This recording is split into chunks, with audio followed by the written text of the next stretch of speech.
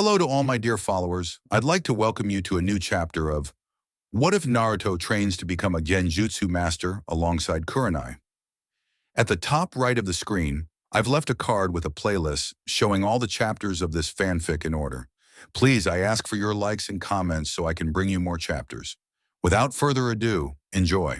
The three walked into the room, only to be completely surprised as to the amount of contenders there were within the room.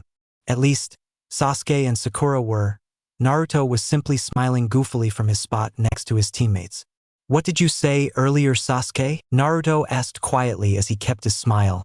Sasuke's surprised face instantly turned into a smirk, confidence radiating off of him as he took a step forward. Naruto's smile turned slightly forced as he felt someone come rushing at Sasuke. "Sasuke-kun, you're late," Ino yelled as she jumped onto Sasuke's back and held onto his neck, smiling at him. Sakura almost instant gained a tick mark on her head in annoyance as Ino continued her tirade, oblivious to Sasuke's own annoyance. "It's been so long since we've seen each other," she wailed as if they hadn't seen each other 2 weeks ago. Naruto idly wondered why she hadn't glomped Sasuke when they had their day of relaxation. "Get away from Sasuke-kun, Ino Bunta," Sakura yelled as she glared at Ino. Ino looked over, as if just noticing Sakura and Naruto. Her eyes skipped past Naruto, his smile becoming even more forced as she answered Sakura's declaration. "Ah, if it isn't Sakura, big ugly forehead as always," she said in heat of their rivalry. Naruto ducked out from in between the two feuding girls as he sensed Shikamaru and Chuji. "You guys are taking this troublesome test too?" Shikamaru asked as he looked at Naruto's forced smile, a brief glance telling him he understood Naruto's actions. Before he spoke again, "What a drag," he declared. "Hey Shikamaru, Chuji," Naruto exclaimed loudly, drawing some glares from the surrounding ninja. Naruto's smile almost seemed to turn into a smirk to Shikamaru, who hid his own smirk behind his lazy facade. Chuji looked at Naruto with a question in his eye before shrugging it off. "Yahoo found you," Kiba said as he and Team 8 joined the other 6 rookies, making them the group of youngest people within the room. Well, everyone is assembled," Kiba said as Hinata greeted everyone, Shino simply acknowledging their presence with a simple push of his glasses. "Geez, you guys too?" Shikamaru whined as he subtly looked around the room behind Team 8. "The rookie 9 of Konoha," Kiba said excitedly, explaining himself quickly at seeing the confused looks. "The first time in years since rookies have attended the Chunin exams, and we are the ones to do it.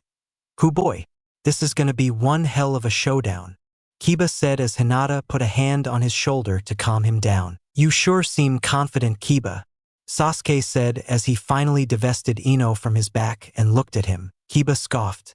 "We did a lot of training. We won't lose to the likes of you," Kiba said with bursting confidence. Naruto smirked as he turned from the group, casting a glance at an approaching gray-haired genin from Konoha. The guy had small black eyes with round circular glasses on his nose.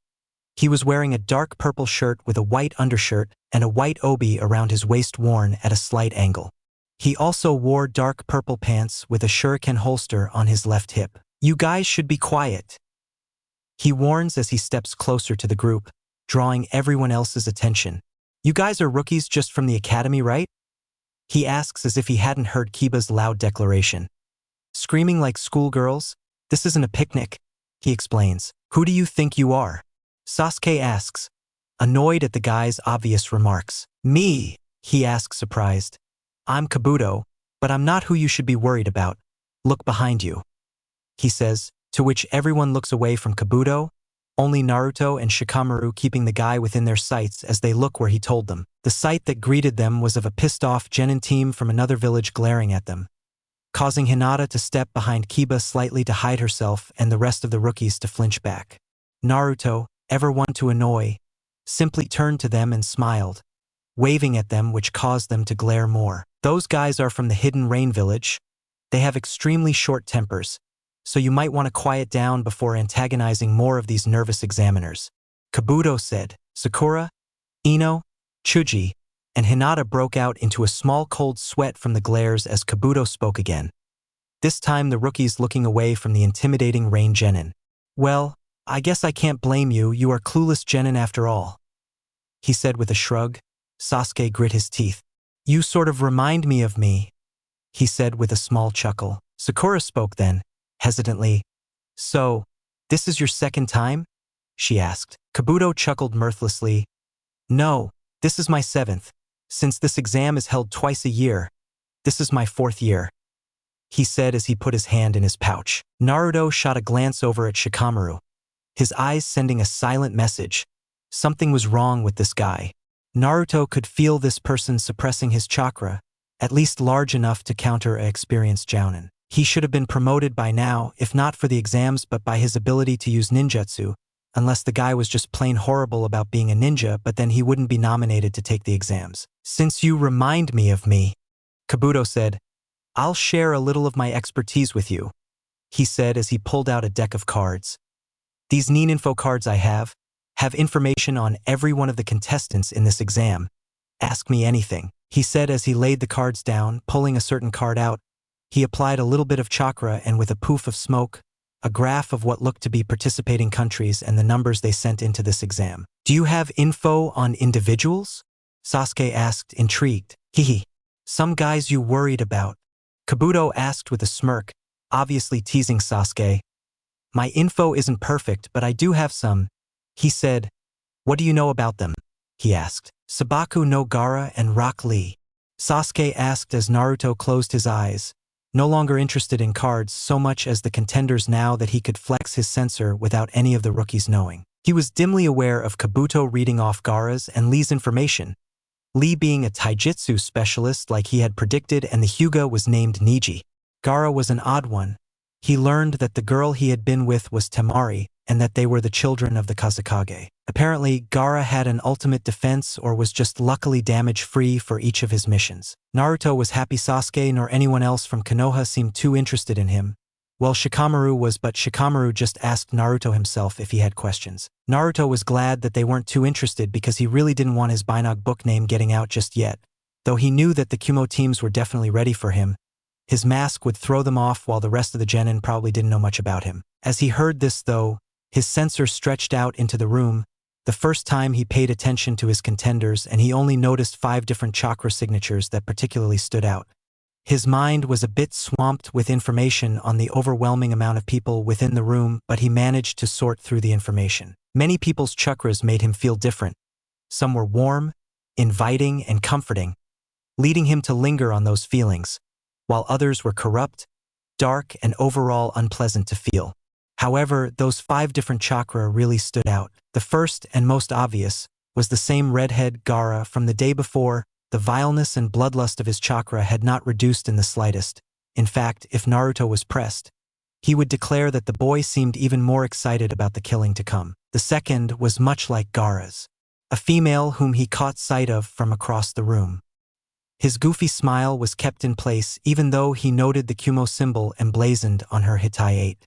The only similarity to her chakra and Gaara's was the feeling of closeness he felt with both of them, as if they shared a bond he had yet to place. Her chakra held little bloodlust, but it was still noted within her chakra. Instead, her chakra seemed almost like a flame, something that burned intensely and almost seemed to draw his attention to itself as if it wished to consume him. He turned his attention from her when she smiled at him, his goofy smile simply flashing wider before he turned from her to her comrades. Her 2 comrades were only notable by the immense amount of chakra they had compared to everyone but Gaara, that girl, Kabuto, and himself. Their chakra felt no different from anyone else's besides the fact that they were slightly warmer than Naruto was used to, much like they had constantly been around the other female with the chakra like a flame. Her teammates were 1 male and 1 female. The final one was another team from Kumogakure. However, it was another female. The notable thing about this girl was her chakra was one of those whose chakra was comfortable. What caught Naruto's sensor was the feeling he got from her. It was a soothing feeling, something that had him focusing more and more on her, making it seem much like a tunnel vision into her chakra network, much like the other girl's flame, except this chakra seemed so much more. Something. It seemed to drag and suck and pull on you until you couldn't do anything else. It, dare he say it, enticed his sensor to a degree he had only felt when sensing Kurenai's chakra for the first time. All of them were wearing what he figured to be Kumogakure's normal shinobi attire. dark gray shirts, covered by gray flak jackets, accompanied by black pants and shinobi sandals. They each had their own flair to their normal costumes, though. The girl with chakra like a flame had straight blonde hair that was bound in a ponytail, framing her tanned complexion. Her hands had fingerless purple gloves while a long string of plain red beads wrapped around her right arm. She had bandages covering her arms and legs. Her female teammate was dark-skinned, something Naruto found himself slightly drawn to, or maybe it was the red hair she had tied back behind her head. She had 2 yellow earrings on her ears, but her most obvious addition was the sword strapped to her back. Her male teammate was just as dark-skinned with white spiky hair. The only thing of note with him was the shin guards he was wearing. Finally, the other female on the other Kumo team was wearing her clothes normally. The only thing that caught Naruto's eye was the odd flashes of skin he would see as she moved. She was dark-skinned as the other Kumo people were, but he could see her outfit wasn't obviously different unless one paid close attention to her. All of this observation was completed within moments, keeping anyone from thinking he was staring as his eyes took in the Kumo team members and their outfits. Naruto turned back to the immediate vicinity once he had passed his eyes over the group of contenders to hear Hinata speak. "Almost makes you lose your confidence," she said quietly. Kiba stepped up and grasped her hand. Squeezing it reassuringly, Naruto smiled wider at the show of camaraderie. "So, all the people here," Sakura said hesitantly. "Yup, people like Gaara and Lee, the top elite genin from their own countries are here to compete in this exam." Kabuto said almost too cheerfully. "Leaf, cloud, sand, rain, waterfall, sound. All of them have sent their best. Well, Sound is a new village, so not much is known, but the rest of the villages are filled with talented genin," Kabuto praised. "This isn't going to be easy for you," he warned. Naruto watched as everyone, even Sasuke, looked down, contemplating their chances in light of this new news. Naruto's squinted eyes opened slightly, his smirk returning to his goofy smile as he turned to face the room of glaring contenders. Shikamaru looked over at Naruto, his lazy facade broken by the gleam in his friend's eyes and the posture he had. "What do you have planned, Naruto? I'm sure it is going to be troublesome, but I can't seem to find it annoying to me," he thought to himself as a curious gleam entered his eye. "I'm Uzumaki Naruto, and I won't lose to any one of you. You're on my turf now," Naruto shouted as he smiled goofily at the rest of the room. All of a sudden, the glares were redirected completely to him, but Naruto simply put his hands behind his head as he smiled at them, enticing him with his overabundance of courage. Shikamaru looked down, his shoulders shaking as he kept himself from chuckling. "You crazy little. You took all of those glares on yourself to make the rest of us feel more at ease. On top of that, you just challenged the rest of us, didn't you?" he asked as he looked at Naruto's smiling face. "As always, you gained my friendship and curiosity all in one moment, Naruto." Naruto heard Sasuke scoff behind him and Ino whispering while still being able to yell. "What the hell was that, Sakura?" she said to Sakura. His smile only stayed as he let go a sigh of relief. "Ah, that felt great," he said as he turned from the room to his comrades. He noticed how they all looked much more confident in themselves now.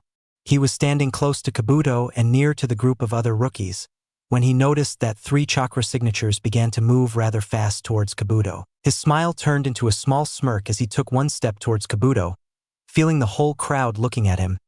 Naruto kept his smile as he smacked Kabuto on the back, sending the unprepared genin down to the floor.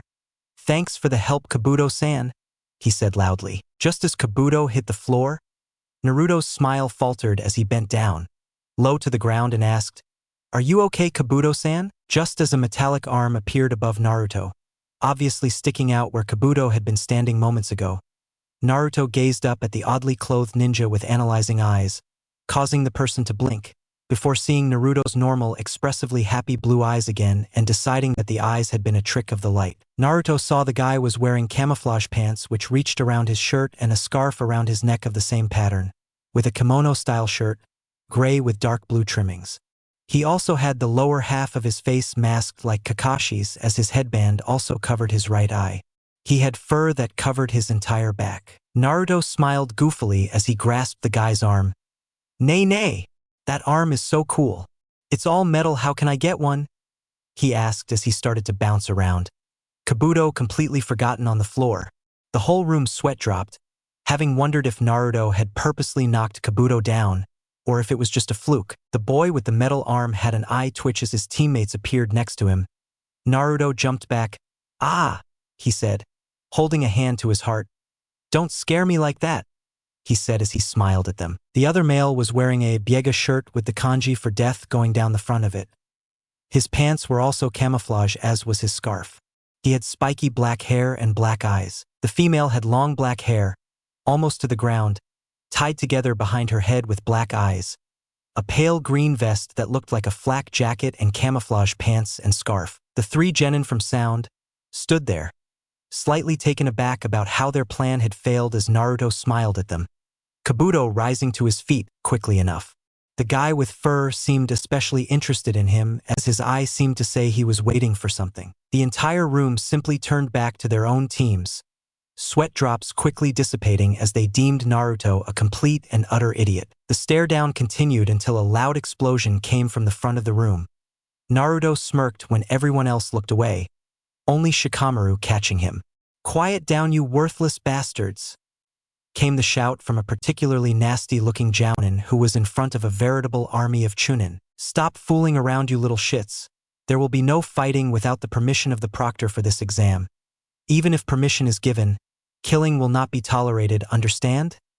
he said as he sent a burst of Ki towards the genin. Quickly shaking heads answered his question. "Now I am Marino Ibiki. I am the proctor for the first test of the Chunin selection exams," he said, introducing himself. "Those who do not follow my rules will fail automatically," he said, his Ki bursting out again. "Now each of you will take one of these balls," he said, holding a ball up from a box he had picked it from, "and sit in the corresponding chair, then we will hand out your exam," Ibiki said as he pointed to a stack of papers on the desk. Naruto took one look at the papers and Shikamaru quickly covered his head by lowering it, a smile coming to his face. "What? Paper test? Are you kidding me?" he yelled as Ibiki smiled dangerously. Naruto merely started to grumble as he walked forward, picking out his ball and taking a seat. His good mood ruined in light of having to take a paper test.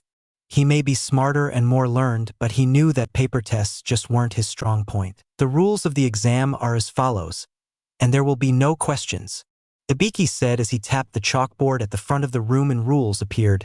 Chunin Celcian Exam Test 1. Rule number 1. Test takers start off holding a perfect score of 10 points. The test itself is worth 10 points, and for each question answered incorrectly, 1 point is deducted from your overall score. Rule number 2. The test is a team event. The passing score for each team is calculated by the overall points that each person in the team added together equals. Rule number 3. Those caught cheating will lose 2 points for each offense. Rule number 4. Those who lose all of their points during the exam or does not answer a single question correctly fails, along with their teammates. The board said, "I expect nothing but the best from you ninja trying to become Chunin," Ibiki said with a smirk. "The exam will last 1 hour. Begin!" he shouted as the entire room flipped their papers over. Naruto had a nervous smile on his face. His thoughts were rushing. "Okay. No problem. No problem. I just need to get one answer right and my team can advance."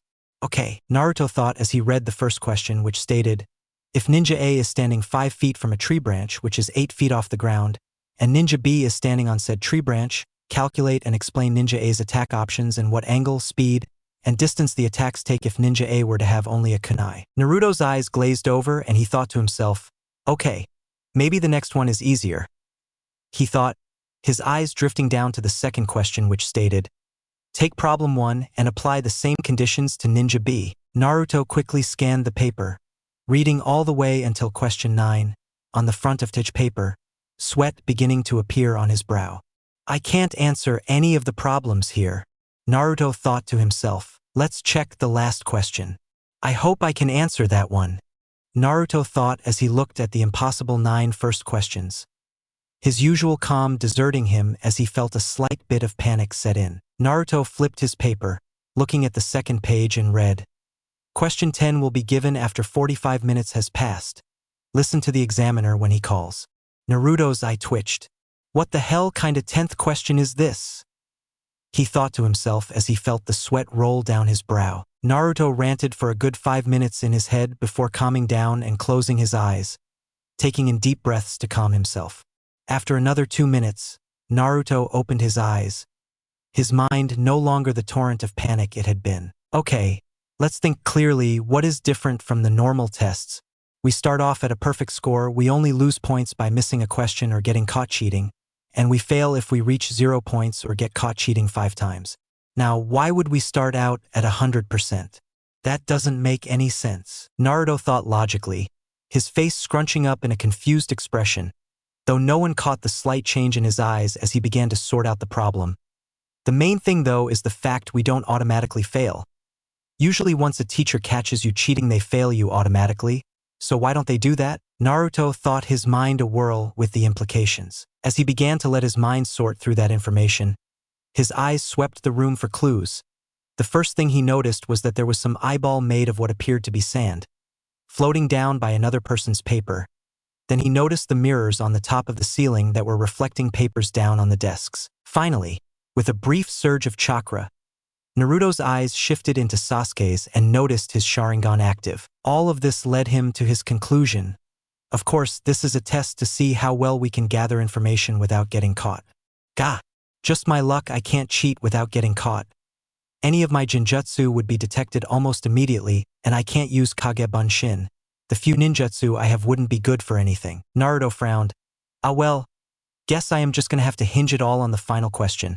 Now time to sleep for a good half hour.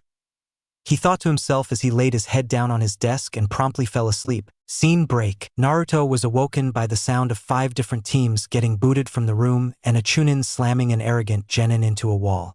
Naruto flinched at the sound of cracking bone. We are elite Chunin selected to be your examiners. We haven't missed anything. You could say our strength is the proof of your cheating, the Chunin said before basically tossing the guy through the doors, his teammates following with scowls on their faces. Naruto rubbed his eyes as he looked at the time. Another few minutes until the final question was to be announced. Naruto sat back, his hands behind his head as he smiled goofily, even if on the inside he was sweating bullets. He noticed that the Tsunade team, both Kumo teams, and all of the Rookie 9 plus Lee's team were still in the exam. As he noticed this, he heard 2 more teams get thrown out before Ibiki cleared his throat. Okay, and now we will begin the 10th question, he said as all of the Chunin hopefuls looked up at him. The tension in the room began to build as Ibiki simply stared down the room of genin. Ibiki broke the silence with a soft smirk. Before we begin, I should tell you the added rules to this question. Just then Kankuro came in with a Chunin examiner behind him. Naruto watched carefully, sensing the guy using chakra like he had when he tried to do something to him the day before, as Ibiki spoke. Ah, finally. Was your doll playing beneficial? Ibiki asked, causing some genin to chuckle and others to look curiously. Once Kankuro had seated himself, Ibiki continued. These are the rules of desperation, he said, causing many of the genin to gulp in fear. The first rule is whether or not you will take the question, he said as if it was obvious. The girl, that Naruto had learned was named Temari, spoke then. Take it? What happens if we choose not to? She asked heatedly. If you choose not to take the question, your points will be dropped to 0 and you will fail, along with your teammates, Ibiki said in a rough voice while speaking rather rapidly. Shock ran through the room as some people shifted uneasily, until a voice rang out. Then of course you would take the question, one random genin shouted. Many nods and murmurs of assent rang in the room. And the other rule associated with this question, Ibiki said, completely ignoring the genin's shout. If you take this question and answer incorrectly, that person will lose the right to take the Chunin selection exam ever again. He said again with his rough voice. Kiba shouted out from the back. What kind of stupid rule is that? There are people who have taken the exam multiple times right in here. Ibiki chuckled, his laughter sounding eerie and ominous for the genin as he fixed Kiba with a glare. You guys are unlucky. This year is my rules. What I say goes. Ibiki threatened. Murmurs ran through the room again as everyone tried to decide what they should do. But I am a decent guy, Ibiki said with a shrug of his shoulders. I am giving you a way out by letting you choose whether to take the question or not. Now, let's begin the 10th question. Those who do not wish to take it will raise their hands, and once your number has been confirmed, you may leave. He said as silence descended on the group of genin. The silence stretched on and on. Every genin looking around, looking at their teammates, or looking for courage from those around them. Some sitting in their chairs, looking like pillars of stone as they looked at Ibiki. Until, finally, one person rose his hand. I can't take it, he said as he stood and began to leave, his teammates being called out from their seats and the three proceeding out of the room. Right after that, they began falling like flies, numbers being called left and right as Naruto simply stared at Ibiki, a fiery determination now setting itself within him. Naruto looked back, his eyes catching Sakura's raising hand. With that, he acted. He raised his hand, the scar from the poison he had let run out of his system appearing as he slammed his hand down, glaring at Ibiki. "Don't underestimate me, you whack job," he said, drawing slight surprise by his actions but also sweat drops from a few people who thought, "Whack job?" in exasperation. "Your question doesn't scare me. Bring it on. Even if I get it wrong, I will become the strongest genin in existence," he shouted at Ibiki, the rest of the room instantly becoming a pool of assurance and confidence from Naruto's outburst. Ibiki held the impressed smirk that threatened to break from his lips as he said, "I'll only ask this once more. Your whole life is riding on this. This is your last chance," he warned. Naruto merely grinned at him, his foxy-like grin bringing out the courage of those that had been scared. Ibiki seemed to smirk as he looked at the Chunins on the sides of the room. 28 teams left, well time to get this going. He thought to himself, "Very well then, good decision. To everyone still remaining, I would like to say, congratulations on passing the first test of the Chunin selection exams," he exclaimed, to the shock of many of the genin. Naruto himself sat back down, his face showing relief as his bluster had worked. "Wait a minute. What about the 10th question?" Ino shouted from the back. Ibiki gave a wide smile, his teeth being shown. "There never was such a thing, or you could say that those two choices were the 10th question," he explained. "What about those 9 first questions? They were pointless," Temari shouted. "They weren't pointless, they served to test your individual information gathering abilities. The test was designed to make you realize that you couldn't solve those problems, and thus we set 2 Chunins in here to help you determine the answers. You cheated off of them and thus gained the ability to answer the questions. Those that cheated badly failed," Ibiki explained. Ibiki took his bandana off, showing his scarred head from screw holes to massive burn marks, the aftereffects of torture. Because, at times, information is more important than life, and on missions in the battlefield, people are forced to make the decision to risk their life for it. If you are noticed, whoever you are stealing information from becomes unreliable because they can feed you false information. Remember this. Important information in your hands is a valuable tool and ally in your favor, and in the favor of your village. Ibiki finished. "Then what is the 10th question for?" Kiba asked. "The 10th question is the real purpose of this test," Ibiki said as his bandana was wrapped around his head again. "The take it, or not take it question. Chunin captains are faced with the question of accepting missions. Imagine you are tasked to steal a secret information scroll. The enemy ninja, abilities, traps, and other things are all unknown to you. Do you reject the mission because you do not want to risk the life of your comrades or yourself?" he asked. Most of the genin were looking at Ibiki hesitantly, as if they were ready to say yes. "The answer is no," he yelled. "You cannot refuse a mission simply because it is too dangerous. That type of thinking, there is always next year mentality makes those unworthy of being called Chunin. The ability to be courageous and survive any hardship, that is what Chunin are, that is what they must be," he said as he looked in their eyes. "Now, I congratulate you once again for passing the first test. I wish you luck on your further tests," he said, to which the room erupted in smiles and feelings of happiness. Naruto's eyes shot to the window just as Ibiki's own did, his hand straying to his kunai pouch as he watched a ball of black banner appear and 2 kunai be flung to opposite ends of the room. The ball unfurled to reveal a message written in white. "The second exam, Proctor Mitarashi Anko." It said, Naruto then turned to the woman standing in front of it wearing a fierce expression. She has light brown, pupil-less eyes. Her violet hair is done up in a short, somewhat spiky ponytail. She had on a tan overcoat, complete with a fitted mesh bodysuit that stretches from her neck down to her thighs, a dark orange miniskirt, as well as a forehead protector tied under her bangs, a small pendant that looks like a snake fang on a thick cord rather than a chain to prevent it from being easily torn off in combat, a wristwatch, and shin guards. She also wears a dark blue belt around her waist that connects to her skirt that has an appendage-like sash. All in all, Naruto thought she needed more orange. "All right, you brats. This is no time to be celebrating," she yelled. "I am the examiner for the second test, Mitarashi Anko. Now let's go. Follow me," she shouted as she stood there with her hand in the air. She suddenly looked at the room and seemed disappointed. She turned to Ibiki. 84? You left 26 teams? What the hell, Ibiki? Your test was way too easy," she accused. Ibiki merely chuckled.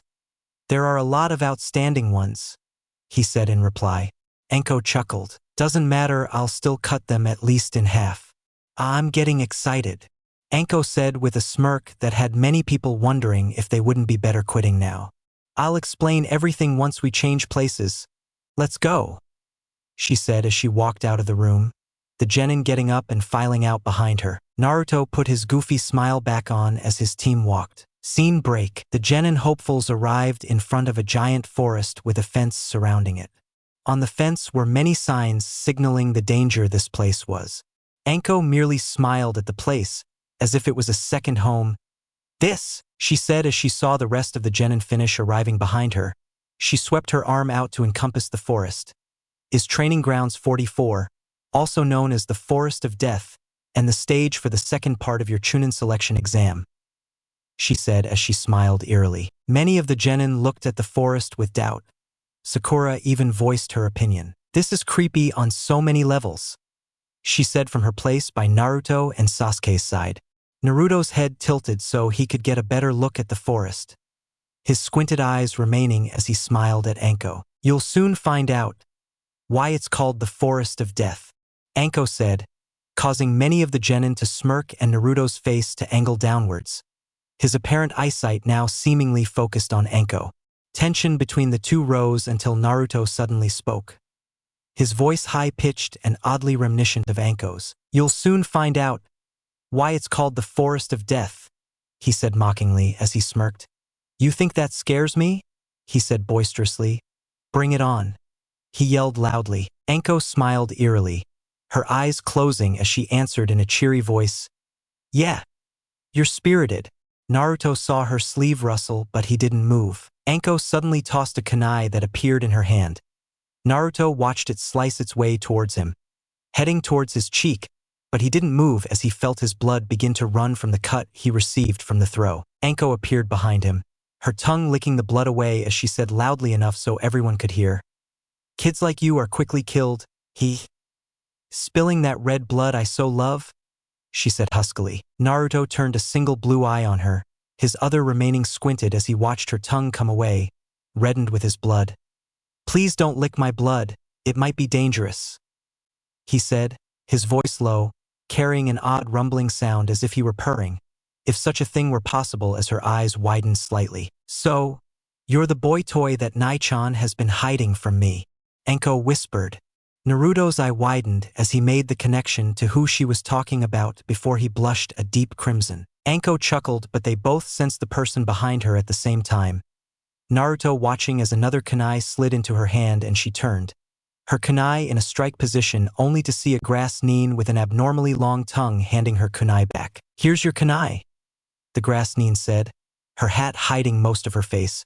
She was wearing a kimono-style shirt with black pants, an obi tied like a bow on her back, and shinobi sandals. "Why, thank you," Anko said cheerfully. Anko pulled her tongue into her mouth as she accepted the kunai. "But don't sneak up behind me, unless you want to die," she threatened. The grass nin chuckled. "No, I just get excited when I see the red of blood. Plus, you cut my precious hair. I just couldn't resist," she answered, her eyes flashing under her hat. Naruto's eye seemed to catch her own, and Naruto's body froze, his every fiber of his being screaming at him as the proximity to this person sent feelings careening to him. Naruto's sensor picked up what the girl had been suppressing, and Naruto's mind shut down as he literally drowned in the presence that was this ninja. The feelings that he received from that chakra sent his mind on a one-way rail that could only end in Naruto's brain crashing. The twistedness of the girl's chakra was amazing. It was so convoluted, so vile, so certifiable insane, yet so very controlled, so very calm that Naruto couldn't make heads nor tails of the powerful chakra that he had encountered. He would liken it to Gaara's chakra, but this one was so much more sophisticated. It did not just flow randomly in odd directions. It was not simply pouring out of his every orifice for every sensor to sense. This girl managed to keep a chakra so vile he likened it more to cubies than anything else, under control by some means yet unknown to him, but he knew that he did not want this person anywhere near him. This person was to be far away from him. This person was an abomination of the highest level. The normal blue color chakra was replaced, not with golden chakra, something Naruto felt was natural even if it wasn't normal, something that happened in nature automatically. This chakra was completely black, almost like an obsidian rock that soaked up every ray of other energy and drew in the light that others would give only to destroy it. He shivered as every part of his being felt reviled and repulsed by this thing's chakra, to the point he turned away from the grass Nin and felt his body shake.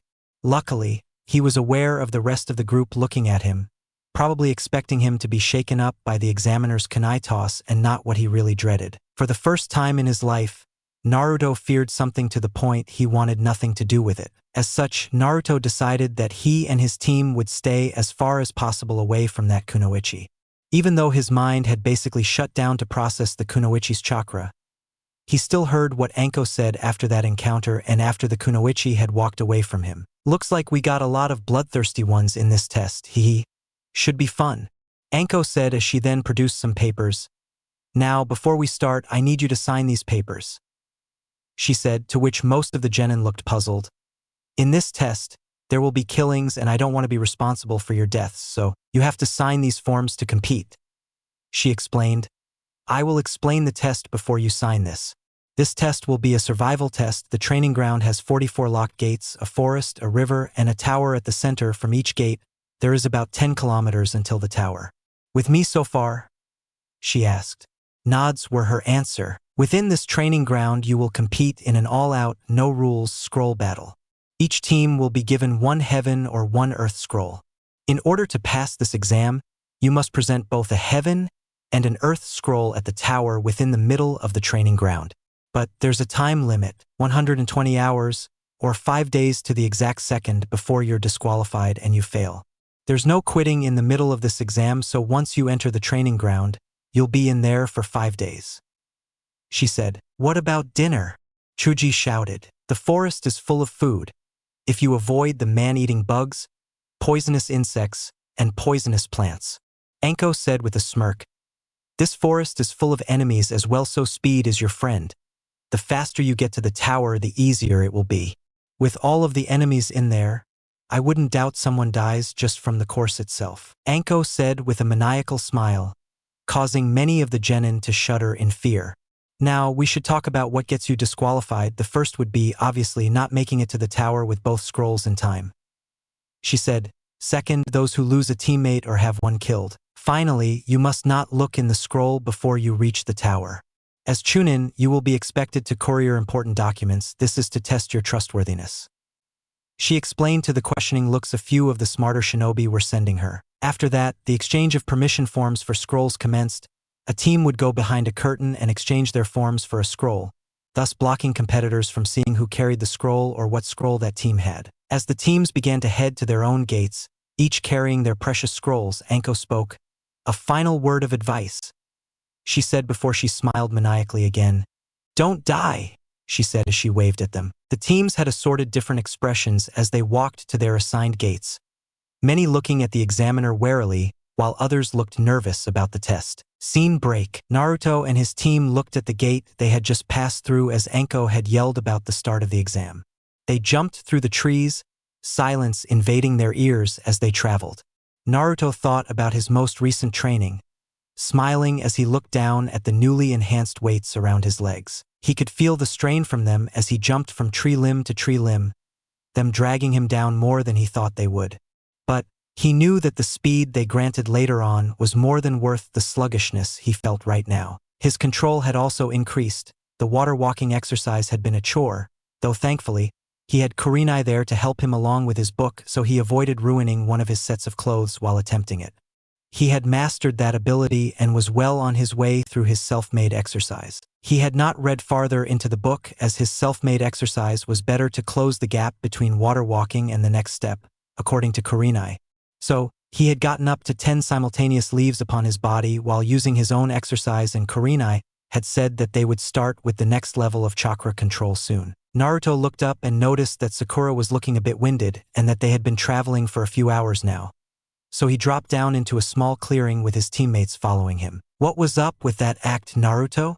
Sakura asked. Naruto smirked. "Deception is a ninja's greatest friend, Sakura," he answered as he closed his eyes. "Gimme a minute. I want to see if anyone is close by," he said as he stretched his sensor out. His body shivered lightly as it remembered the last chakra he had felt. He shouldered past it though, wanting to get to the tower as fast as possible, if only to avoid that odd grass Nin.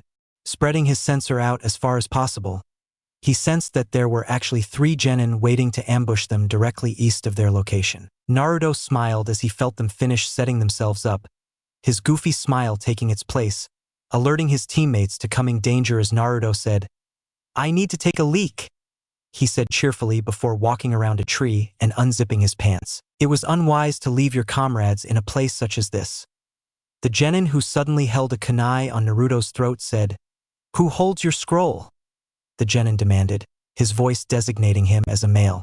Naruto only smirked, though the genin couldn't see it. "Essa Sasuke," he stuttered out as he began urinating on the tree. 3 chuckles came out from behind him. "Look at that, the rookie is so scared he pissed while being threatened for the first time," one of the genin said. Obviously these people didn't read the bingo book. Naruto's smirk only increased. "Seems you guys really aren't worthy of being in the Chunin exams. Failures," Naruto said, his voice turning cold as the Naruto disappeared into a poof of smoke and the 3 genins suddenly fell over. Knocked out as Sasuke, Sakura, and Naruto all appeared behind their respective targets. Naruto looked down at the guy who had been holding him hostage. "Pathetic, they didn't even sense us moving into position," he said. "Goes to show you what teamwork is really like," he says as he smiles at his teammates, who smile back at him in Sakura's case and merely grunt back at him in Sasuke's case. "Good job, dope," Sasuke says as he smirks his arrogant smirk. "Urinating was a nice touch," he praised. Naruto gave a small bow. Sakura rolled her eyes as they searched the genin before taking all of their weapons and leaving them tied up under the roots of the tree. Sasuke grunted as he held up the earth scroll they had along with the earth scroll that the other team they had defeated had in their possession. "Damn," Naruto said as he looked at them. Sakura nodded grimly as the 3 of them jumped up into the trees and away from the team they had defeated. They suddenly heard screams coming from other parts of the forest. Naruto and Sakura grimaced as Sasuke seemed to turn apathetic, his face growing slack. "Seems it has started," Naruto said. His teammates nodded as they continued to jump through the trees, thoroughly rested. Scene break. It was 2 days after that the team had finally settled down, never having run into any other teams, as well as feeling that they were a decent amount of time from the gate and closer to the tower. They now stood in a small clearing. They took out some rations and ate a bit of the rations to replenish some strength for the fighting they expected to be taking place closer to the tower. It was Naruto's eyes darting to a small patch of grass that had Sasuke tensing before a giant wave of wind blew across the clearing. Naruto cursed as he felt himself be picked up by the wind and tossed into the trees, away from his teammates. He could hear and see Sasuke and Sakura yelling out for him, but he was lost to the current of the wind as he hadn't reinforced his feet in time. He cursed as he landed harshly on his side. Coughing harshly, he rose his head to look into the eyes of a predator. Naruto groaned as he looked up from his place on the ground. His thoughts were a whirl. "This is bad. That was a very powerful wind technique, and it was cast by someone capable of hiding themselves from my bloodline. This person is definitely out of our league," Naruto thought as he locked eyes with the predator that he sensed was looking at him. His eyes widened as yellow sclera along with a slitted pupil met his gaze. Naruto froze, his body tensing as if it was a coil. His muscles bunched and ready to move at the slightest hint of movement from the giant serpent now gazing at him. The snake's tongue slithered out, its forked end tasting the air for vibrations, heat and various other things to take stock of the prey it had within its sights. Naruto jumped to the side as the snake's mouth opened. Its fangs, which were almost as large as Naruto himself, bared as it lunged directly where Naruto had been moments ago. The gigantic snake became clear to Naruto's eyes just then. It stretched from where he had been, its triangular head and extra long fangs sunk into the ground from its attempt at eating him, reaching to the edge of the clearing almost 20 feet away, disappearing into the gloom of the bushes at the clearing's end. Judging from the size of the snake, almost the width of one of the bigger trees next to the clearing, Naruto expected that this snake was much larger than should be possible. Then again, that proctor did say that there were big animals within here. He mused as he heard the snake hiss and pull its head from the ground. Naruto smirked, proud of himself to be able to dodge a snake's attack, but he missed the snake's tail coming around behind him and wrapping him up, as the snake turned its massive head to face him. Naruto almost swore the snake smirked before opening its mouth and engulfing its own tail in its mouth, swallowing him down its own throat. Anyone watching from outside would see a sizable bulge in the snake's throat as Naruto's body descended past its throat and into the belly of the giant snake. The snake seemed to be confused as its pleased expression went to a wide-eyed look. The snake's mouth opened as smoke came billowing from its stomach. The snake hissed as it closed its mouth after the burst of smoke. Naruto smirked from his perch on top of a tree branch. Replacement is so damn useful, he thought as he looked down at the pissed snake, now thrashing its head around, its forked tongue tasting the air attempting to find him. He knew that he didn't have long before being spotted, and his mind quickly went through what jutsu he knew. Considering Genjutsu would be nice to get away, but the snake would be able to find him easily after he did so, and he didn't want to lead that snake into the battle he was sure that his teammates were embroiled in. Naruto's senses alerted him to his danger moments before the snake's tail smashed into the tree branch he was standing on, and he began his fall to the ground, right into the waiting snake's striking range. Naruto's eyes narrowed and he began to jump from tree branch splinter to tree branch splinter. Reaching the trunk of another tree quickly, he began running up it.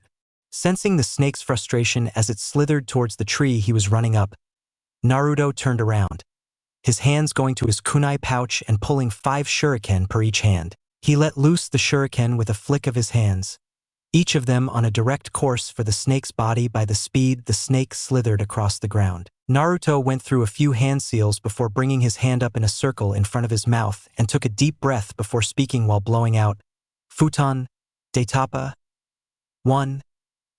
He mentally smirked as he saw his shuriken's speed increase from the chakra-empowered wind now carrying them hurriedly towards the snake. The snake never tried to dodge as the shuriken planted themselves, all 10 of them on various parts of its head, slashing through its scales with their sharp edges while leaving it bloodied and a shredded mess to Naruto's eyes. Naruto bowed his head to his enemy as the snake collapsed onto the ground, blood and brain matter oozing from the wounds that created clear holes straight through its head. Naruto waited a few more moments, assuring himself that the snake was dead before letting out a sigh of release and closing his eyes, stretching his sensor ability to its maximum ability in order to sense his teammates. Almost 2 minutes later, Naruto gasped as he opened his eyes.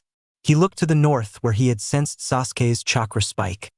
He narrowed his eyes as he began to jump towards the place he had sensed. He never noticed the snake's bloodied mess disappear in a puff of smoke. Scene break. Naruto arrived on a branch overlooking his teammates, his presence hidden by his years of inadvertent stealth training as he observed them. Sasuke's hand was clamped over Sakura's mouth as the two laid on a branch, obviously hiding from whoever they were fighting. Naruto's bloodline couldn't pinpoint where the enemy was, a cause for worry as it confirmed how powerful this enemy was. Naruto noticed that Sasuke had a wound on his right leg when he saw a snake suddenly slither down in between Sakura's face and Sasuke's turned head. Sakura started struggling against the hand clamped on her face for a few seconds before grabbing Sasuke's hand and ripping it from her mouth, shouting, "Sasuke!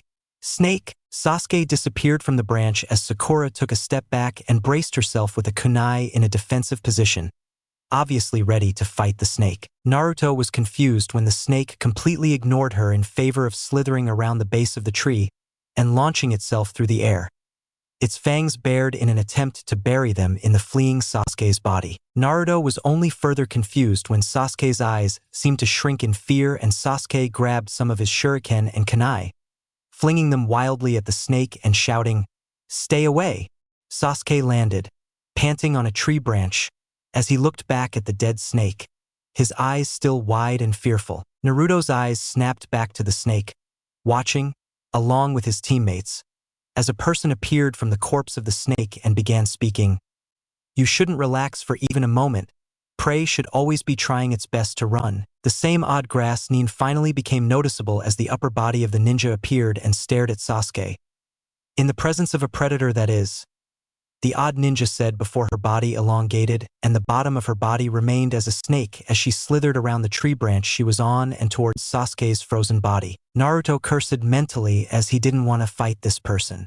Said person was an abomination and, on top of that, was definitely capable of defeating all of them here with little to no trouble.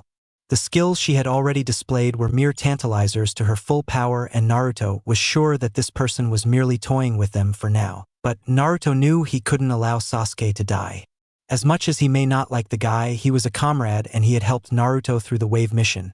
Somewhere along the way they had made a connection, even if it was very tenuous, and Naruto had no desire to see Sasuke killed. So, Naruto grasped some more of his weapons and flung them in the way of the grass ninja as he jumped out onto a branch and looked down at them with a smile. Well, Sasuke, you can't handle this single ninja," Naruto said while looking at the grass ninja warily. "I'm a bit disappointed," he said as he smirked. Sasuke and Sakura looked up, Sakura a look of hope in her eyes and Sasuke with dread, as he kept an eye on the odd woman in front of him. "Naruto, this isn't someone we can fight," Sasuke shouted as Sakura opened her mouth to encourage her team. She closed her mouth as she looked nervously from Sasuke and Naruto. Naruto turned his smirk on Sasuke, nothing changing in his face as he looked at Sasuke oddly. "Hehe." The woman on the branch chuckled. "So, you defeated that giant snake, did you, Naruto-kun?" the kunoichi said with mirth in her voice. Naruto's mind raised many flags on that. Snakes? Where have I heard of a ninja that uses snakes? He thought idly as he squinted at the odd kunoichi, also wondering what the hell had happened while he hadn't been here to spook Sasuke so much as to actually claim that they couldn't fight someone. Even with Zabuza, Sasuke had been arrogant. Hey, grass kunoichi, Naruto yelled, drawing the ninja's attention onto himself even though he didn't want to.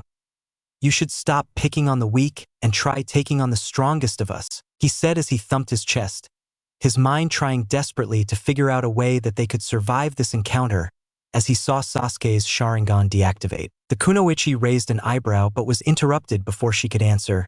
"Here, just take our scroll and leave us alone," Sasuke said as he held out the earth scroll that they had received from the other team, his eyes showing how defeated he felt as he stared at the still, half-snake kunoichi in front of him. "That is what you want, isn't it?" Sasuke asked rhetorically. Naruto froze, his mind taking in this new course of action as the grass kunoichi chuckled eerily. "I see. The only way for prey to escape a predator," the grass kunoichi stared at Sasuke with her odd eyes, "is to offer it a better meal." The kunoichi finished as she licked her lips at Sasuke, who shivered and simply tossed the scroll in her direction. "Take it and leave us alone. With that scroll, you pass the exam and have no reason to fight us any longer," Sasuke said. Naruto saw the smirk on the kunoichi's face and dashed from his spot, intentionally decreasing his speed as he jumped on the branch and grabbed the scroll before it could reach the kunoichi and then turned and jumped behind Sasuke, leaving him with some distance from his enemy. Sasuke grit his teeth as he turned to Naruto. "You idiot," he yelled. "Do you even understand the situation we are in?" he said as he reached for the scroll Naruto was holding. Naruto reached out and smacked Sasuke's head with a backhanded strike, sending him to his knees as he spit out blood from the red handprint on his face. "What the fuck was that for?" Sasuke yelled. Naruto's cold eyes returned, realizing he needed to be completely serious to even attempt to survive this. "I don't think you understand this battle, Sasuke," he said, his voice lacking emotion it had just exposed. Sakura's eyes widened and Sasuke stared. Transfixed as Naruto stood to his full height and placed the scroll in his pack. We fight for our lives. There's no giving the scroll to the enemy and expecting them to just leave you alone. That person over there would just as soon kill you as leave you alive, he said coldly, the kunoichi chuckling from her spot on the branch, watching the team's interaction. So, you'd best drop this coward spirit that you've adopted since I left, because there is no room for it on the battlefield, he said as he turned his back on Sasuke and stared down the odd kunoichi. The odd kunoichi chuckled eerily yet again. Naruto-kun is quite right, Sasuke-kun.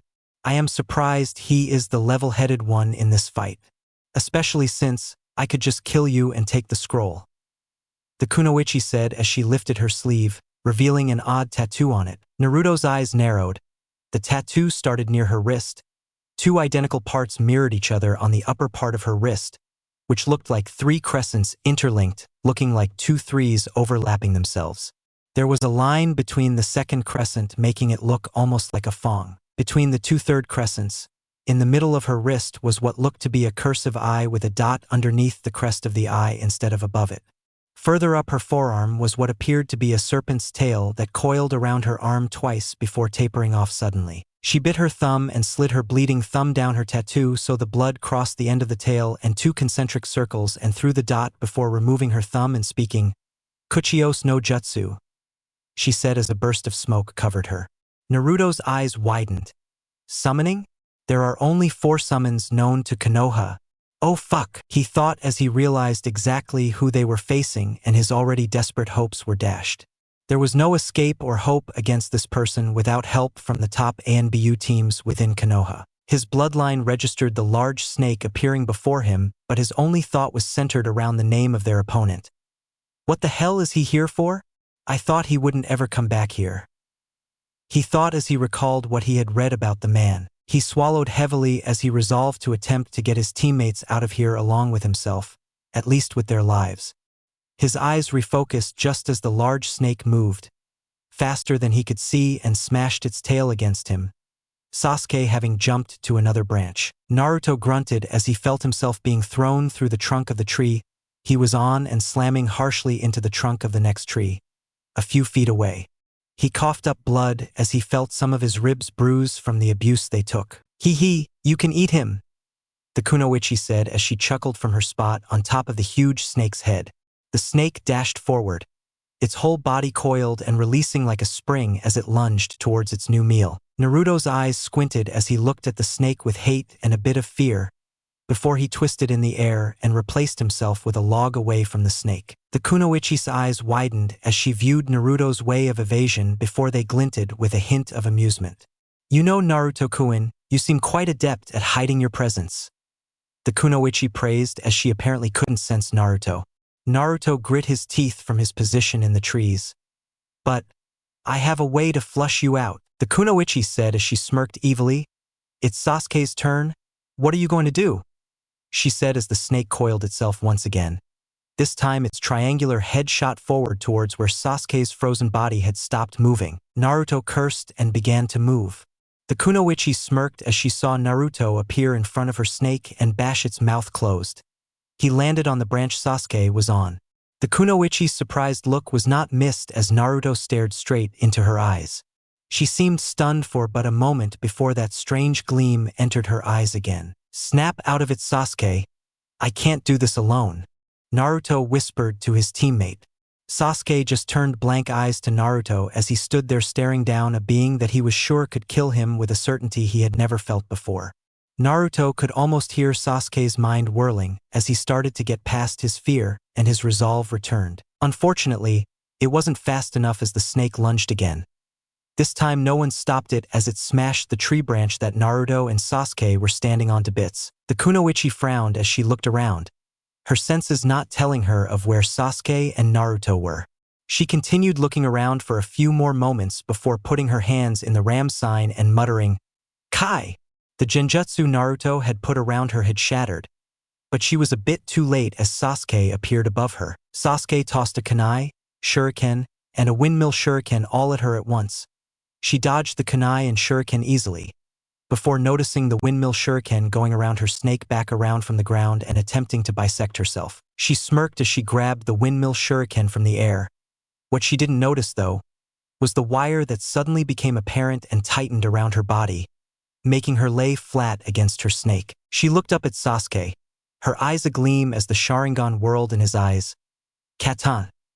Ryuka no Jutsu, Sasuke said through grit teeth as he clicked his teeth, setting his wires on fire from his jutsu. Almost simultaneously, Naruto launched his own attack from the branch he had been standing on, Futon Kamaitachi. He said as he breathed out the wind in his lungs.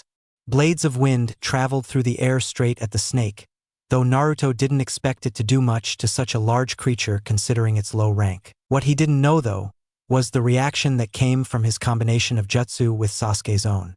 Sasuke's Katan Jutsu collided with Naruto's, and the resulting explosion of fire caused Naruto and Sasuke to cover their eyes in order to avoid the harsh light. Naruto's hopes that may have at least hurt the monster they were attacking were dashed as he heard the eerie chuckles that he now accompanied with the odd man they were attempting to survive. Naruto looked over as the man appeared in front of Sasuke and Sakura, who had apparently just watched the whole battle in fear, something Naruto didn't really blame her for. The man had obvious burn marks on himself as his summon had been sent back to its own realm. Naruto collapsed to his knee as he felt the backlash from the Kamaitachi take its toll. He hadn't mastered that technique yet. His insides felt all cut up as he coughed up some blood. The man chuckled as he looked at Naruto. "Ah, Naruto-kun. Attempting something out of your reach to try to defeat me. Foolish," he said with a shrug of his shoulders as he looked back at Sasuke and Sakura. Naruto bearing witness to what had made his teammates so scared earlier, as they both froze again. But it did allow me to test young Sasuke-kun's mettle. His shots were definitely aimed to kill. I sense a power akin to his brother's, but yet, it seems stronger, the man said as he ripped part of a face off of his body, the burns that had been on his skin no longer there.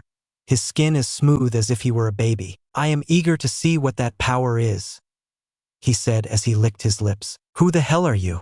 How do you know my brother?" Sasuke yelled from his spot on his branch. The man smirked as he answered, "My name is Orochimaru, and if you want to know more, survive and pass this exam," he said as he began hand seals for a jutsu. Naruto cursed as he willed his body to move. His body remained on its knee, despite his urgings, however, as he watched Orochimaru's neck elongate. "Of course you will need to defeat my men," he said with a smile as his neck stretched and shot towards Sasuke, his mouth opening just like a snake and his canines digging into Sasuke's left shoulder. "Sasuke-kun will then seek me, to seek power," the twisted man said as he looked at Sasuke and Sakura. Naruto kept pleading with his tattered body to move. He could feel most of his wounds were fixed, but his lungs were taking longer to heal than he thought as he watched Sasuke start to tremble. His anger rose as he saw Sasuke slump forward. What is this pain?" he asked. Sakura knelt beside him before turning to Orochimaru, her eyes shining as she saw 3 tomo marks on his shoulder. "What did you do?" she yelled. Orochimaru chuckled as Sasuke collapsed on the ground and began to scream. Naruto's eyes changed just as Sasuke's eyes closed from the pain, and he disappeared from his position on his tree branch. Orochimaru's eyes shot to the left as a fist was introduced to his face, via Naruto's hand. Orochimaru smashed into a tree, much like Naruto had done before as Naruto turned to Sakura. "Run, Sakura. Take Sasuke and get to the tower. I will follow soon," he said. His voice had a gravelly tone to it from the Yuki running though his coils and his eyes were crimson while his pupils were slitted. Sakura froze for a moment, before she remembered how this bloodlust had appeared on the wave mission as well. Sakura quickly nodded and grabbed Sasuke's limp body before jumping through the brush, away from the fight as Naruto turned to face his opponent. Naruto ran a clawed hand through his more fur-like mane of hair as an orange glow surrounded his body.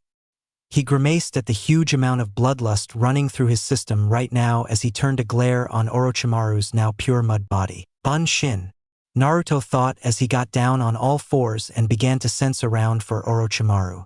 His eyes narrowed as he couldn't sense him anywhere.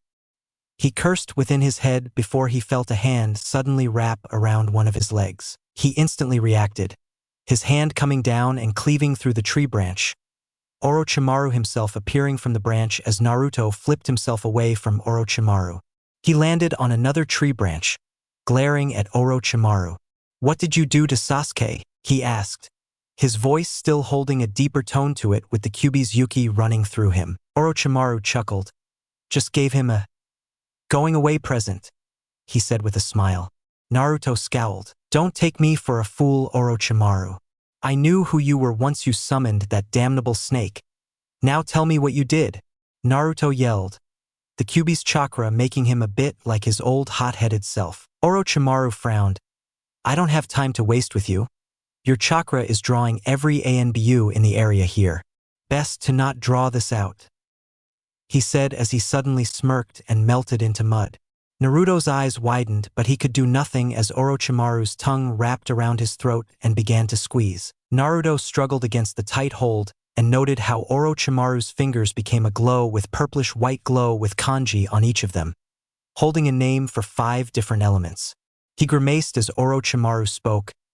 "You can turn into a problem, so let's take care of you now," he said as he slammed his fingers forward, straight into Naruto's stomach. Naruto's lips dribbled blood as he coughed out from the hit, and Orochimaru watched as his eyes slowly lost the slitted and crimson look. The orange glow disappeared and Naruto's eyes slowly closed. Orochimaru smirked until Naruto's eyes suddenly snapped open and his hand whipped out, slashing Orochimaru's face with 4 long slashes from his fingernails. "Gotcha," he said as he suddenly disappeared into a puff of smoke. Orochimaru looked at the puff of smoke, his face the very visage of anger, before he let out a scream of frustration and anger. After his scream, Orochimaru's yellow eyes narrowed. "I thought the rakeage a fool for claiming you such a threat, but I see that he was not mistaken. That Genjutsu earlier was you, not your pink-haired teammate. A very slippery and very cunning opponent you are, Naruto-kun. A veritable fox in disguise."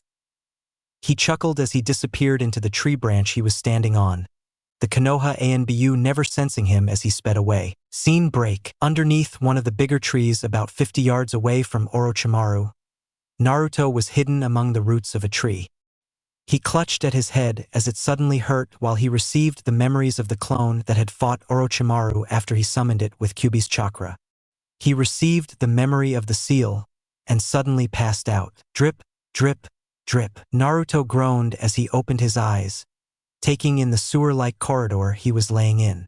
"What happened?" he said, his voice echoing down the corridor. Naruto grimaced as he stood shakily on his legs.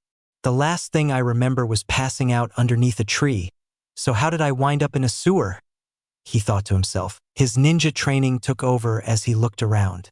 There was a nice layer of water along the bottom of the corridor. Oddly enough, it covered the whole floor, unlike a normal sewer which had raised walkways. He frowned as he realized that his clothes were soaked through and wished his clothes were dry. Instantly, his clothes felt as dry as if he had never even lain in the water. His frown increased as he wondered what the hell just happened. He was very wary as he closed his eyes and attempted to stretch his bloodline out in all directions. Naruto felt a sliver of fear creep into his heart as he realized that his sensor wasn't working for some reason and he was almost completely blind in regards to sensing chakra. His face scrunched up in worry and a slight bit of fear as he opened his eyes and began to observe his surroundings. The first thing he took note of was the single torch that was resting in a holder about 5 feet above his head near the top of the sewer. He noticed the ceiling looked exactly like the left wall, completely bare and a dark gray color. There were cracks running up the wall and through the ceiling. From the ceiling was where that dripping sound was coming from as the water slowly pooled on the ceiling before dropping onto the water on the floor, though they disappeared behind the 3 pipes running alongside the right wall. The floor's water disappeared into the dark beyond the single lit torch. The thing that drew Naruto's attention, however, were the 3 pipes on the right side of the corridor. At least from how Naruto was looking, it was the right side. He cocked his head as he saw the 3 pipes glow through small cracks on the pipes themselves. The smallest, and the one closest to the ceiling, was a light blue, bordering on almost being white from the intensity of the glow. It seemed to be the least cracked.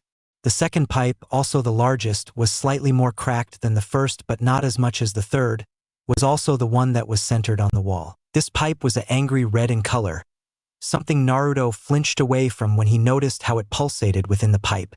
Finally, the one closest to the ground and only just above the water on the ground, was the most cracked pipe and much larger than the first pipe but only half of the size of the red pipe. This pipe was a shade of blue as well, however it was more of a darker, more angry blue, much closer to purple than any blue Naruto had seen. His eyes narrowed. Let's see, my clothes were instantly dried when I thought about it. These pipes look almost like my 3 chakra types would feel, and passing out is the last thing I remember. I wonder if this is the mindscape Kurenai-sensei told me about, he questioned in his head. Naruto's eyes darted around, but he couldn't decide anything else unless he were to walk off into the dark. And that was a 50-50 shot. He sighed as he rubbed the back of his head, noticing one thing he hadn't before. Naruto brought his hand around, grasping at what he felt was behind him, and his eyes widened as he opened his hand and looked at what was there. Naruto looked down at his own hair, his golden locks easily reaching over his shoulder and still falling down his back as he held a handful in his hands. Naruto whipped his head around, looking down behind himself as much as he could, his eyes widening even further as he saw his hair floating in the air, behind himself like a mane of a lion. It reached all the way down to the edge of his sash. "What the hell?" he shouted as he looked at the length of his hair. It occurred to him then that he should take a closer look at himself. That was when he looked down at his arms and put them together as he stretched them directly out in front of him. His eyes just boggled as he saw his reach had almost doubled, meaning if he were to put his arms down, which he then did, they reached down almost to his kneecaps. Naruto's eyes narrowed and he frowned. "What? I get longer hair and arms but I remain short?" he asked irritably. No answer was forthcoming and he crossed his arms, looking like a petulant child to anyone who could see him as he grumbled about unfairness and what the hell had he done to be a shorty. "So, which way should I go to get out of here?" he finally questioned after 5 minutes of grumbling to himself. Naruto raised an eyebrow as he looked around himself. He cursed as he kicked at the water around his feet. Didn't expect that to work anyways, he mumbled as he turned in one direction and took a step, when the torch behind him lit, followed by the one after that, to which Naruto's eye twitched as he turned back around and began stalking his way down the now lighted sewer corridor. Scene break. Moments later, which seemed almost like hours to Naruto, he spotted a doorway leading into a larger, darkened area in which Naruto could see nothing.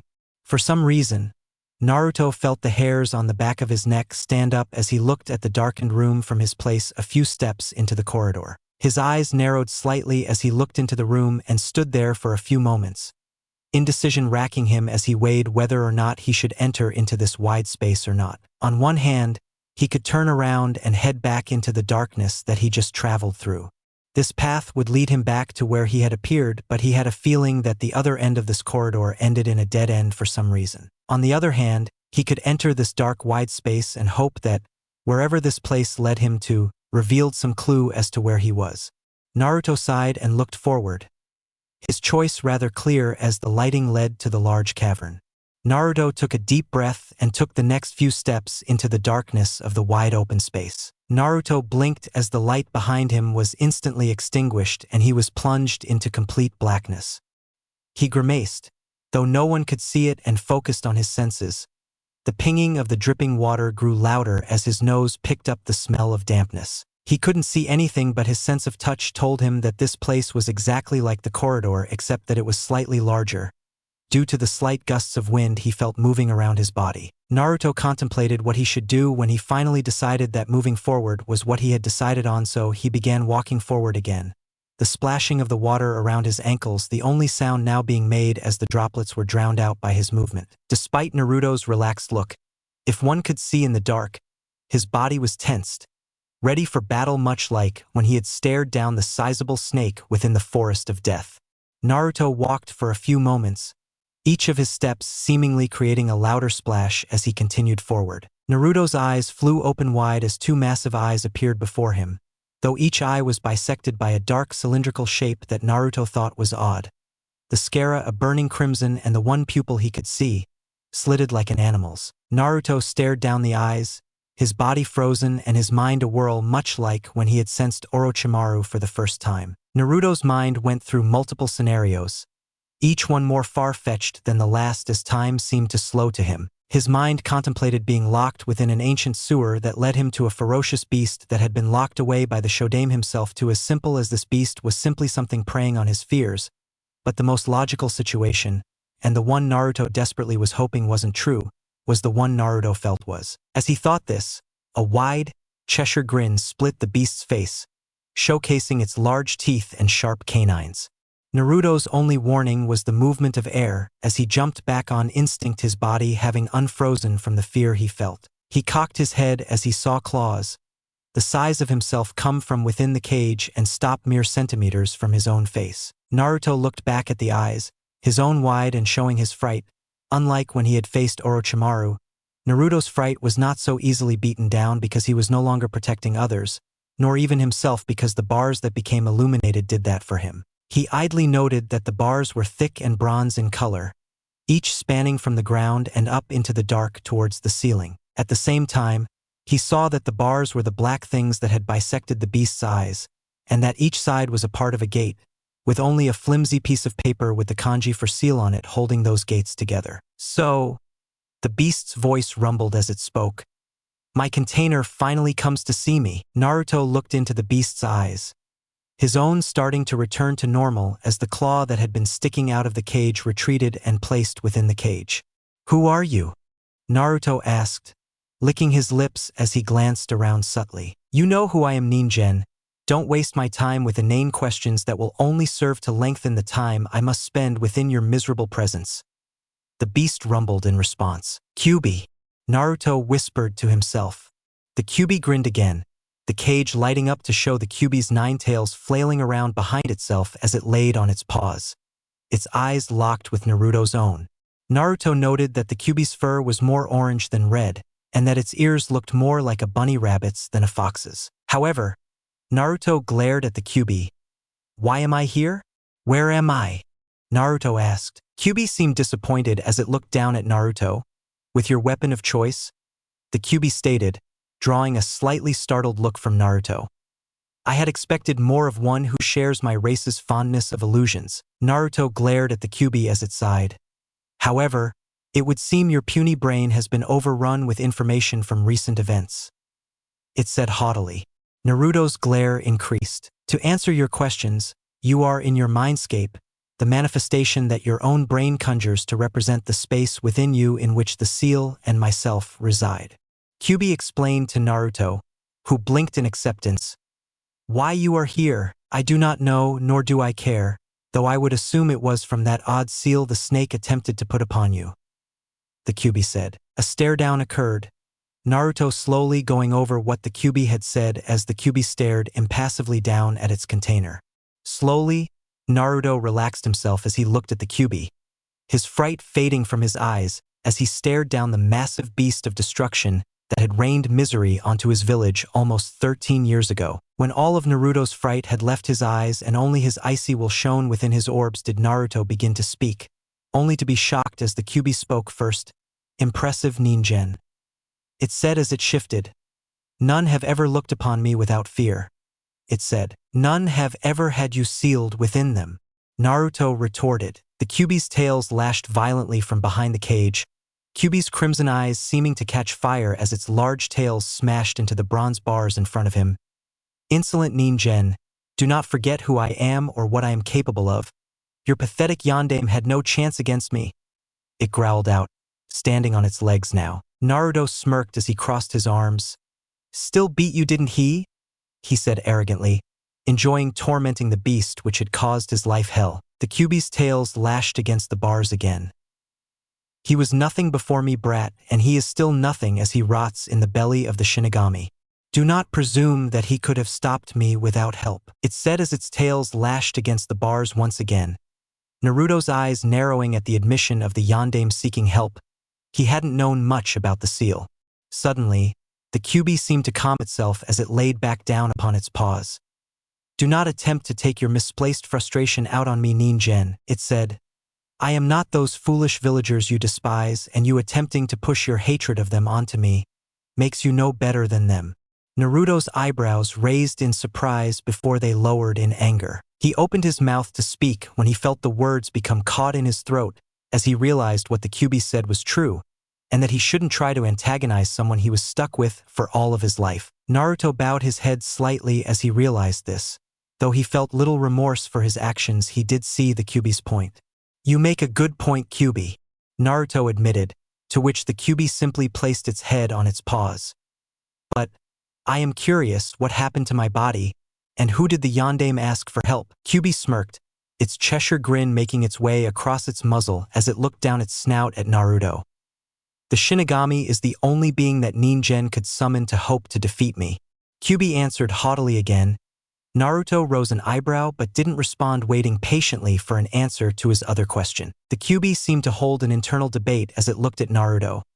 Seconds stretched into minutes as the two stared each other down again, until the Kyuubi spoke, its voice slightly subdued.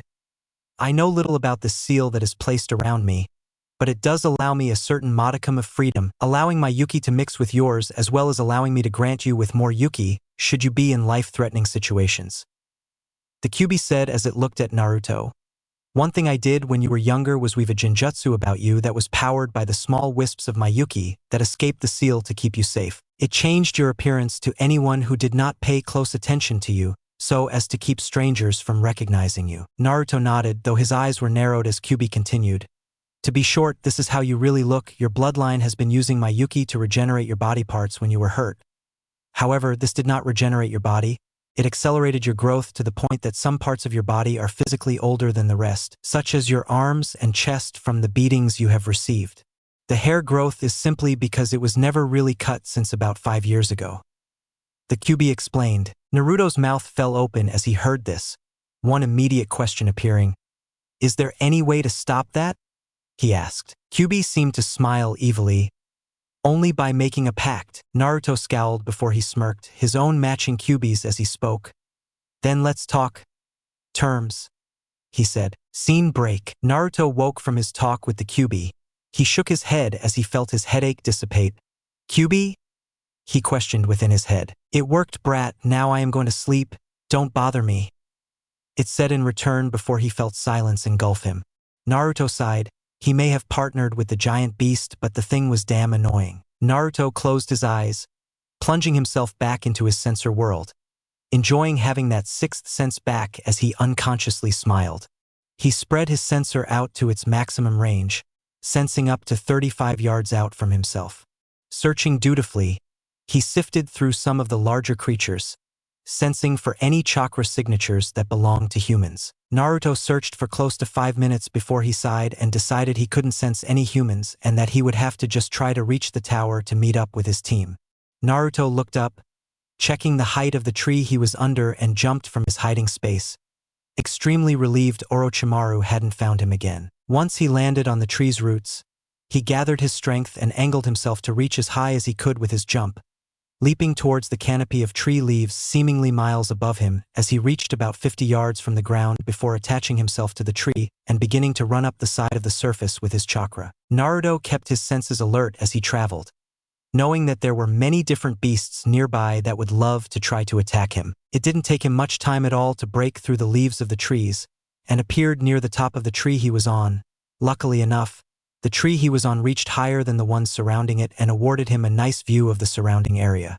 He looked around, noticing the tower was much closer than he thought. He estimated if he traveled through the afternoon he would easily reach it. As he looked at the tower, he took notice of the land he would have to travel, at least what he could see, and noticed that there were a few clearings between here and his destination.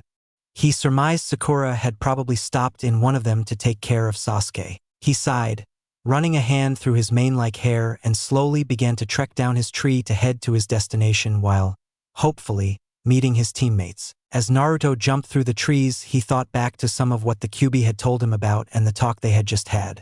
Kyuubi wasn't nearly as evil as the books made it out to be, arrogant, and a superiority complex to equal Sasuke's own, sure, but nothing more than that. It had even been pretty happy about making a pact with me. That didn't sit too well with him because it gave him misgivings about Kyuubi's reasons behind accepting what he had proposed. He shrugged his shoulders, accepting the Kyuubi's pact rather easily since it did seem to favor him, Naruto was ripped from his thoughts as he sensed a twisted chakra flare right outside of his sensor range.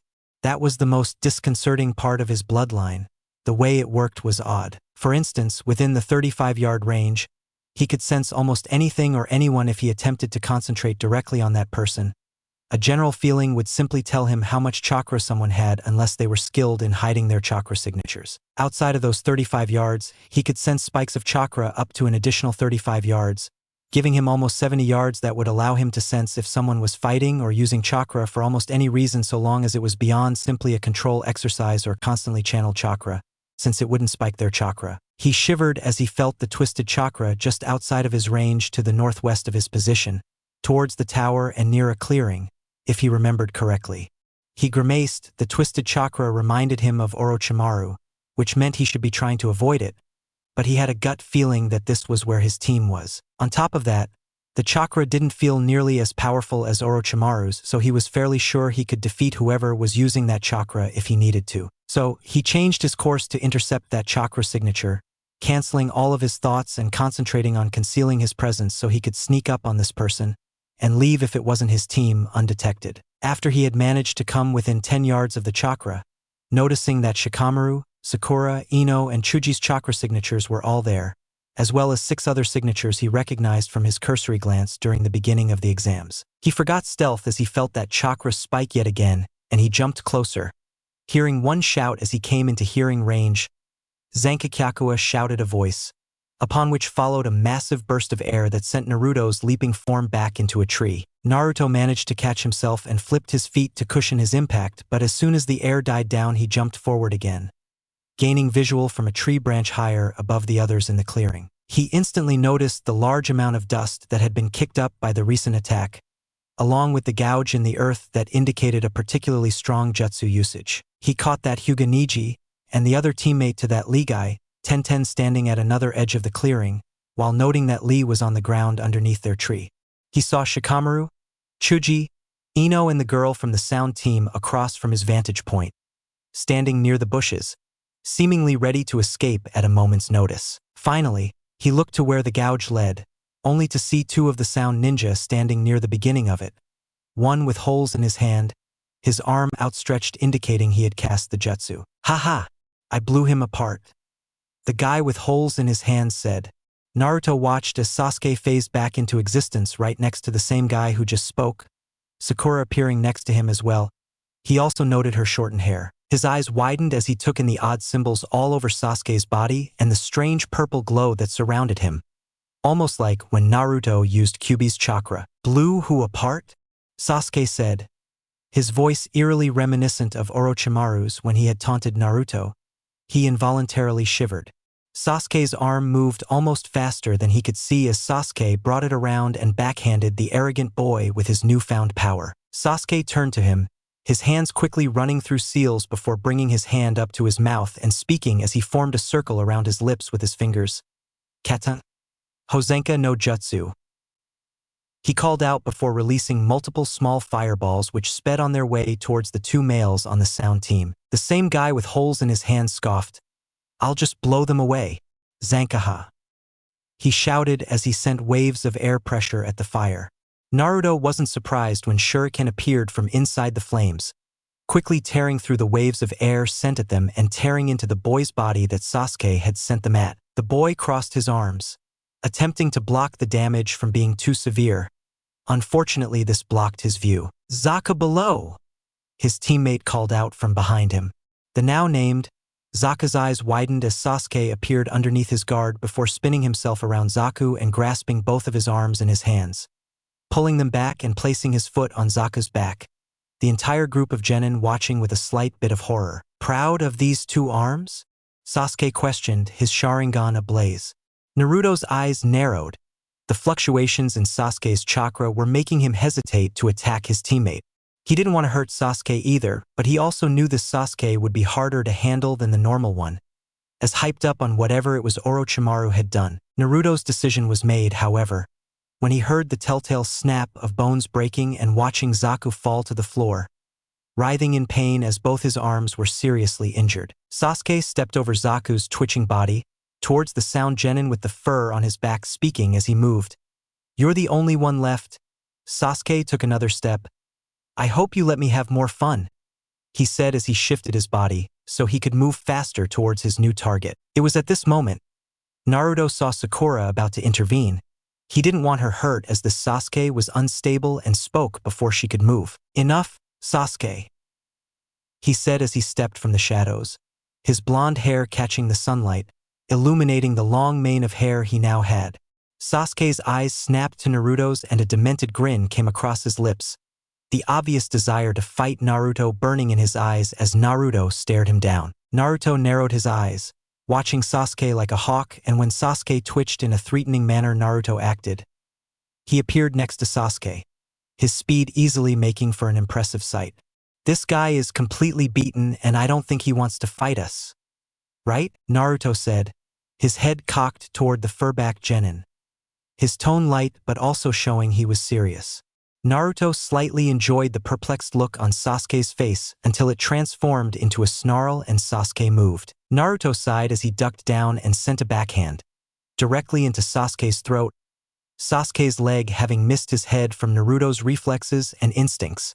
Sasuke collapsed, the marks receding from his body as he coughed, attempting to gather air through his bruised throat. Naruto shook his head. Making me reveal some of my prowess before enemies, I am surprised, Sasuke, he said as he looked down at him, before turning to the furback genin, ignoring the looks of shock from everyone but Shikamaru's face at his skill. So, still want to fight? He asked the sound genin while thinking, thank Kurenai for sensory disruption Genjutsu. The sound genin quickly shook his head before holding out a heaven scroll. Take it and let us be on our way, we'll bother you no longer, he said. Naruto nodded, grabbing the heaven scroll as it was tossed and watching as he gathered his teammates before hopping off into the forest. Naruto let out a sigh again as he turned to the rest of the genin. Ignoring their still shocked looks, he smiled.